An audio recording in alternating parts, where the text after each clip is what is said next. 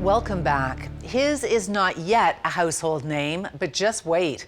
With his soulful vocals and catchy melodies, Aysanabee is taking the Canadian music industry by storm. Anne-Marie Meteoric follows the burgeoning superstar back to his roots in Northern Ontario and reveals how his grandfather's tragic past inspired him.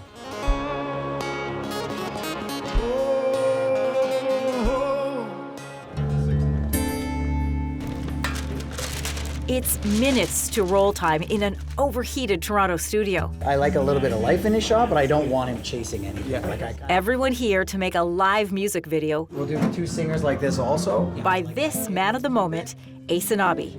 Just a regular practice, not 18 cameras. That is the vibe we're going for right now. And then, Talent in 3, 2. it's roll time.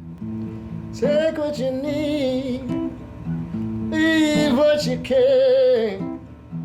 What she told me, and took my hand. Aysanabee's unmistakable voice cuts through the silence. Oh, wherever. You know, I've been dreaming about doing this for as long as I can remember. Those dreams now a reality for the Oji-Cree singer-songwriter from the Sucker Clan of the Sandy Lake First Nation. In 2023, Aysanabee's song Nomads reached #1 on Canadian music charts.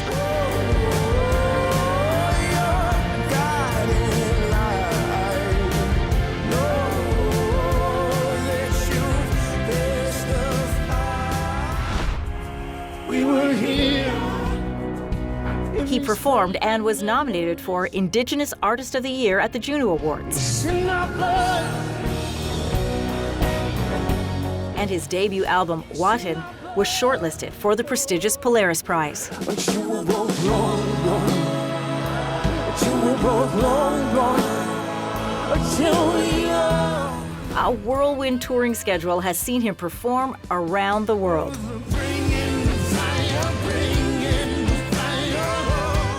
It was like London, Ontario to Spain to Sarnia, Ontario, like in the same week. That's crazy. Last year we did like 184 shows. Wow. Capturing audiences from his first note, like at a 2022 music festival in Orillia, Ontario. They're gonna get a drink, they're getting food, whatever. And it was the first note, and it was just seeing a good like 9,000 people or something just turn around and start coming back. And that was probably one of the coolest things I got to see happen before my eyes. It must be an incredible feeling to know that your voice can touch people that way, though. I'm really grateful that people appreciate my music that much. But it's not just his singing. Aysanabee's guitar playing, just as impressive. This has been an incredible 14 months for you. Can you even believe that this is your life right now? Yeah, no, I like haven't really had the time to like stop and reflect on it, but it's been surreal, and I've been trying to like take off the tunnel vision to kind of be in the moment, and it's taught me to really kind of savor certain things and make sure I appreciate them for what they are. Aysanabee calls Toronto home now, but even when he's off the road, he's consumed writing and recording new material. Can't tell the summer not to go home. In studio with producer Derek Hoffman. There's one thing that I know. You can't get blood from a stone. I want to just get like chorus 2 a couple of times with just that really confident ooh, just coming in late. I feel like I have a couple good ones, but I just feel like I need Coming in late. Yeah, just that one. Ooh. Ooh, I can't carry this no more. Yeah, that was sick.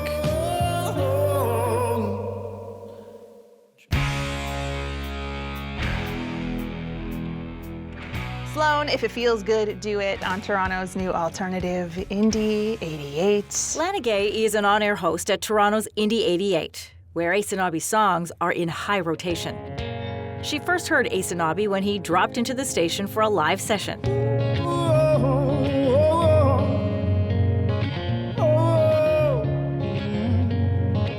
hearing those vocals through the wall, thinking like, who is that? His voice is incredible. I think his voice is incredible. He sounds as amazing on record as he does in a studio session, as he does on stage. And of course, you know, the songs are catchy, awesome indie rock songs.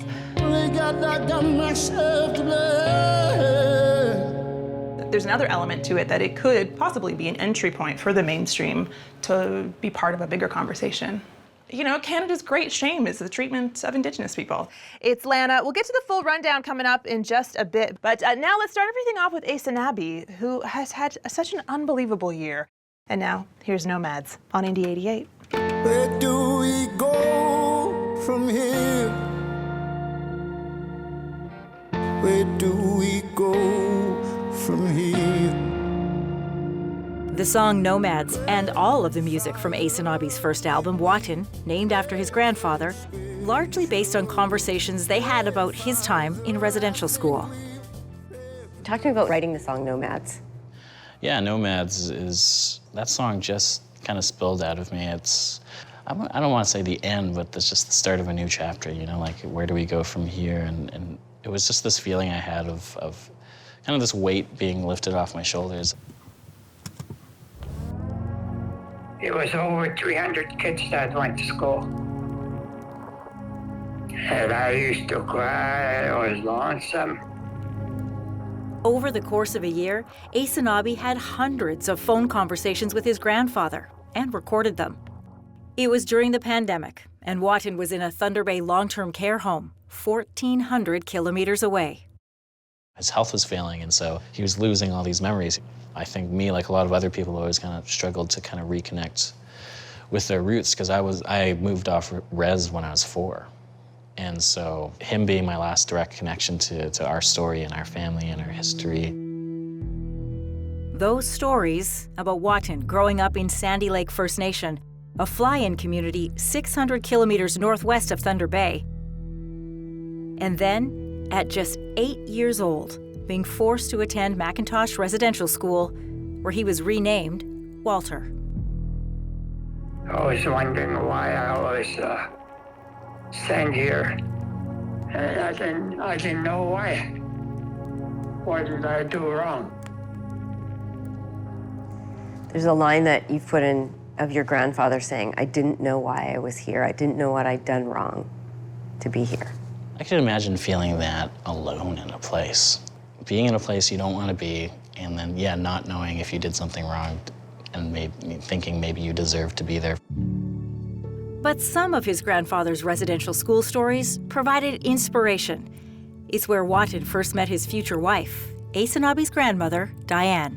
One of the main things that got him and my grandmother through it is they had each other and they fell in love. And there was a bit of me that was relieved that I had actually previously selected stories that kind of highlighted his strength and these moments of resistance and these moments of love.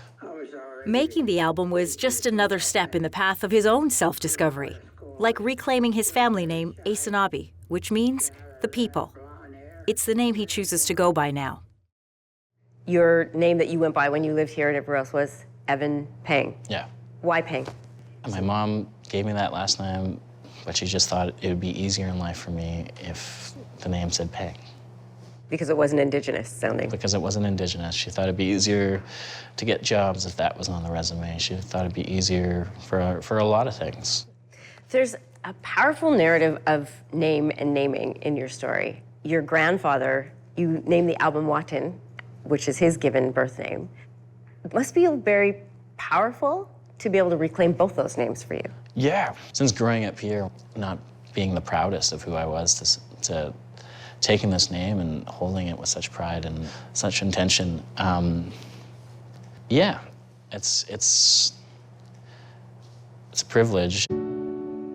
Watan passed away in May of 2023, but his voice and spirit, the fragments of those recorded conversations, immortalized on the album.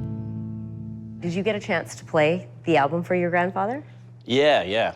I flew up here and I picked him up. And so we're driving around, and in the last song though, his voice is cut into the song, and suddenly he's just like,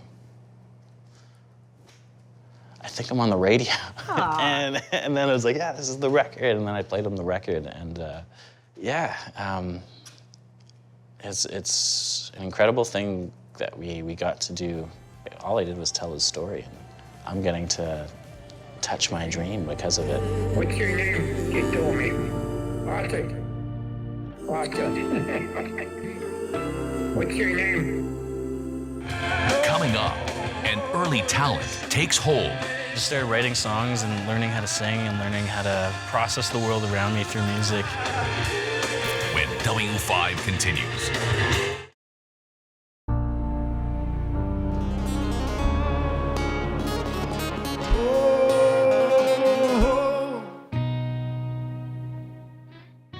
Kaministiquia, a small rural community northwest of Thunder Bay, Ontario.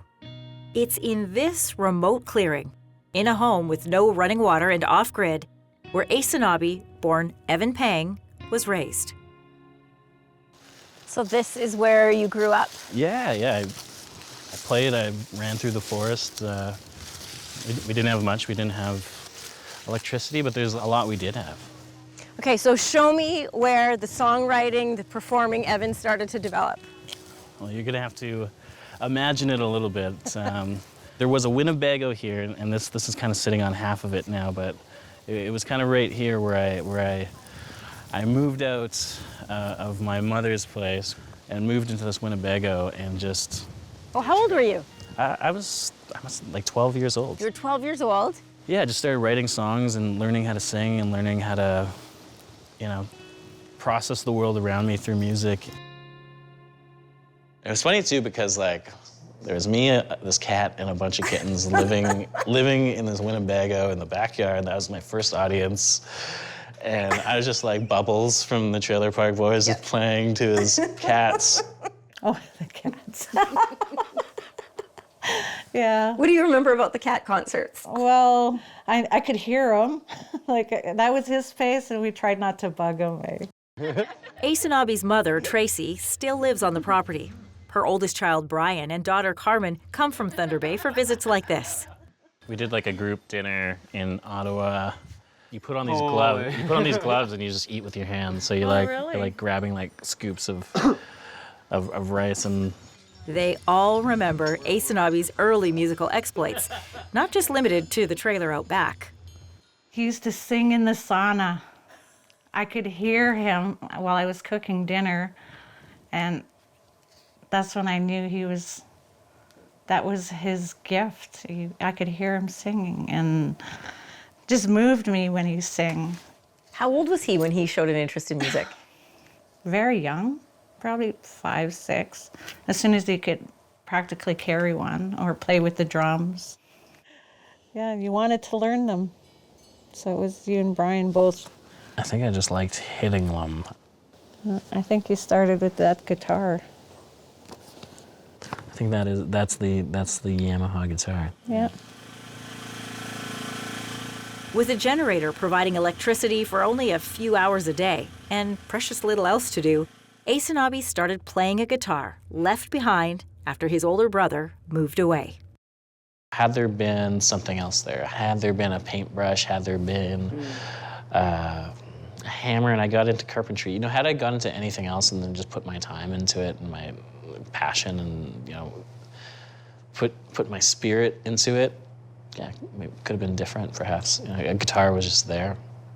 I love the story that it wasn't just any guitar, but it was your older brother's guitar that he left behind. Oh yeah. My brother's gonna tell everybody that he taught me all the things. And he did actually show me a riff, though. He showed me a riff. One of the first songs I taught him was Hey Joe by Jimi Hendrix. It took me a long time to get to the point where I knew Hey Joe. Yeah. But he picked it up really quick, and after that he was like shredding. Wow. Are you impressed by Evan? Oh yeah. Yeah, I am, like genuinely. If I didn't know him, I'd be blown away. But I do know him, so I'm just like, that was better than last time. Aysanabee's siblings and mother see him infrequently now. For Tracy, that means missing some of his big performances. I want to play you, because you weren't at the Junos, Yeah. but I want to play you a bit of his performance.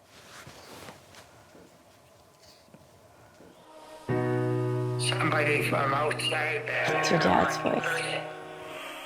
What did I do wrong? Does it feel like we're on the edge? Staring down at certain death. I guess I know just like the snow before we met. Yeah, what do you see when you watch this? I mean, I see Aysanabee, the performer. What do you see? My son.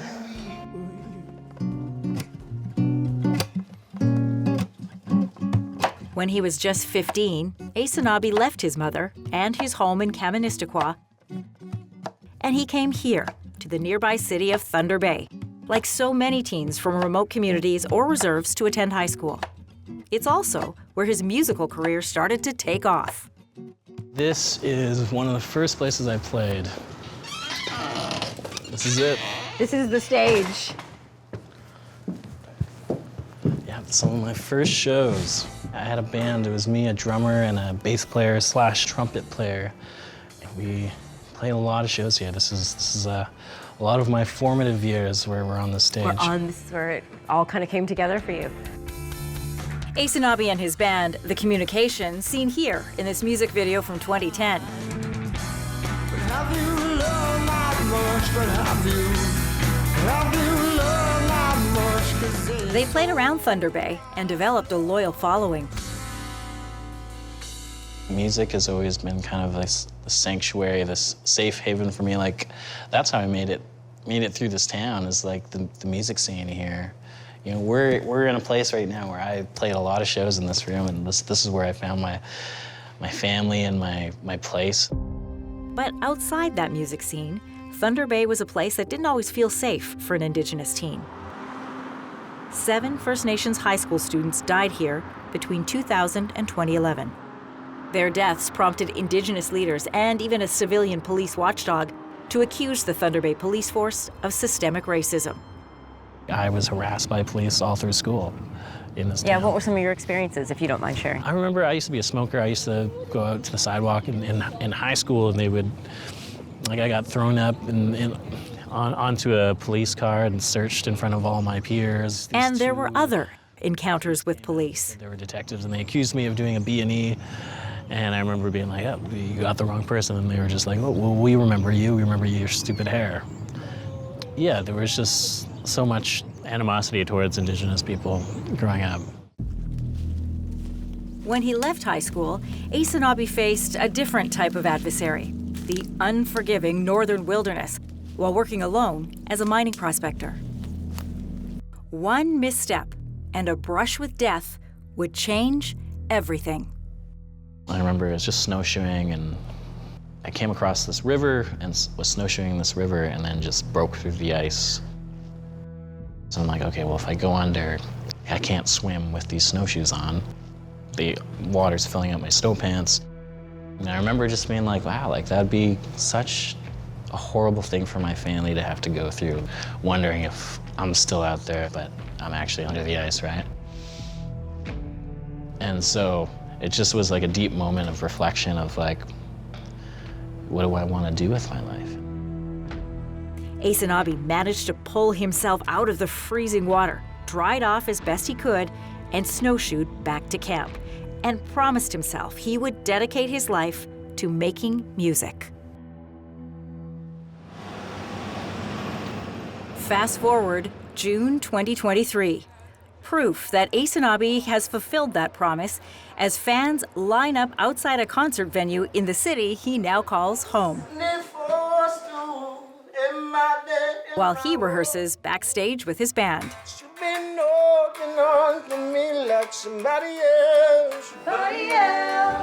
The International Indigenous Music Summit is an annual showcase for some of Canada's hottest acts.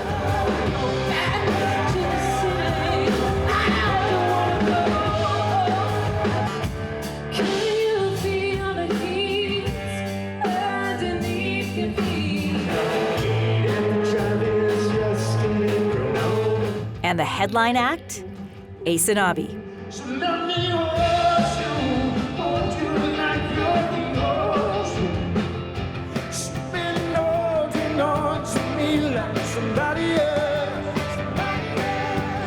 Across Across Canada and around the world, fans are packing venues.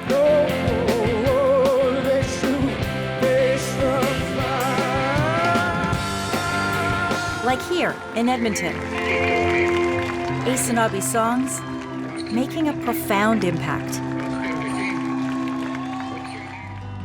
I've been wondering through your garden, did I give you enough to grow? His new songs, like Somebody Else, are taking his music in a different direction. Aysanabee calls it a breakup song. The first record was so much about your Indigenous history and identity. How much of that will we see in this new album? Well, that's the thing, right? What is Indigenous art? If I make art, it's Indigenous art. That's the thing, we're not, it doesn't have to be some sort of ancient thing from the past. I thought, like, would it be weird to, like, put a breakup album after this album about my grandfather's, like, life experience? But love is a life experience too, and it's important to show that Indigenous artists are more than our trauma. And when it falls through, am I there? I think people are getting rid of that old toxic mentality and being like, you know what, we can do whatever we want. Somebody else. Aysanabee has been nominated for 3 Juno Awards, including Best Alternative Album.